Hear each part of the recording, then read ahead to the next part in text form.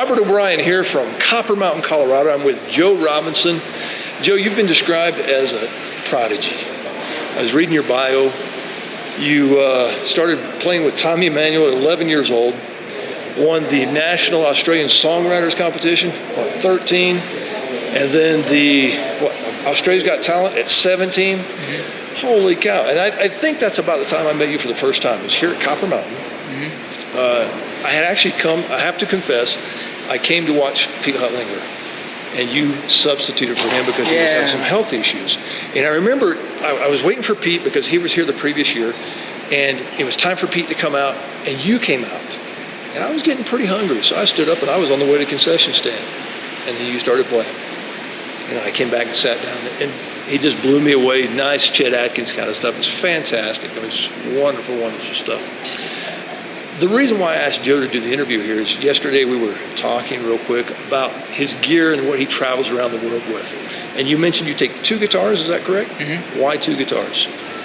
Well, I have a solo show in which I play both acoustic and electric guitar, so I have to bring both. Right. The conversation on stage during the workshop yesterday was just about flying with instruments. Right. And I usually take 1 guitar on the plane, but I check the other guitar. Usually my electric guitar I check because, it's a little more durable. Yeah, it's less susceptible to, temperature as well as less fragile. But I take a Tele or a Gretsch usually, or a Strat, and my acoustic. So and you mentioned 2 acoustics that you take. Yeah. And one of the things, we had a workshop yesterday and we were talking, and one of the things you mentioned that one does really well traveling around the world, and the other one is kind of vulnerable to changes.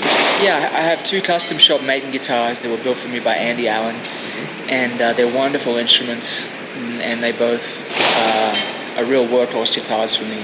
And I go through phases where I'll play one more, and then I'll play the other more. Right. Maybe 4 or 5 months on each one. Right.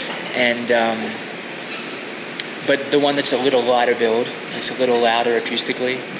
I noticed, I brought it up here to Copper Mountain one time, and it just didn't take too well to the low humidity. Right. The neck just got super straight, and I ended up having to get another bridge made for it, for if I get in that situation again where it's fretting out too much. Right. And the other guitar is it's a little heavier build, and it's just really sturdy. It barely moves, whether I'm in Australia, 110 degrees, or I'm, in Canada in the winter. And that's the one you prefer to travel with? Yeah, that's the one well, if I know I'm coming to the mountains, I definitely bring that guitar. That one, yeah. But the other guitar, does well. I have a few different bridges made for it.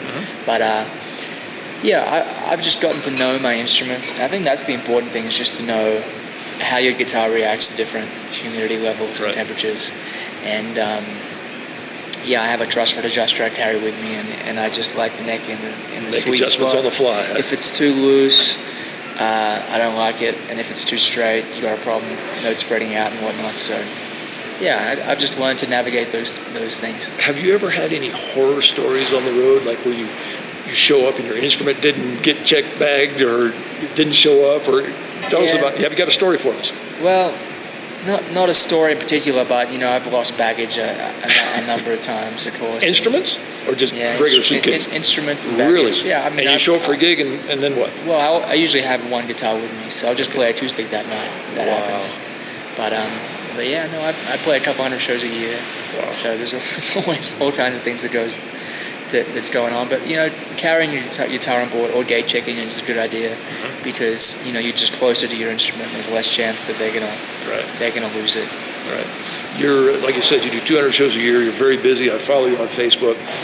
You just got a new album out. Yeah. Are you going to do any of that for us on stage today? Or tomorrow? You're playing tomorrow with the Guitar Army. Yeah, tomorrow I'm playing with the Guitar Army. Yeah, I will play 1 song from the new album. Okay. And we'll play some old songs that we've kind of worked up as a group over the last few years. When did the Guitar Army come about? It was you, Leroy, and John Jorgensen. When did that start? Yeah, originally it was Robin Ford, Leroy, and myself, and that was 3 years ago. We played here at Guitar Town, and then John joined the group. Right. So it's fun playing with John and Leroy. I love working with those guys. It's so much fun. Fantastic. Well, I look forward to seeing Joe out on the main stage here. And thank you very much for your time. Hey, no worries, Mike. Appreciate it. Pleasure. Thank you. Cheers.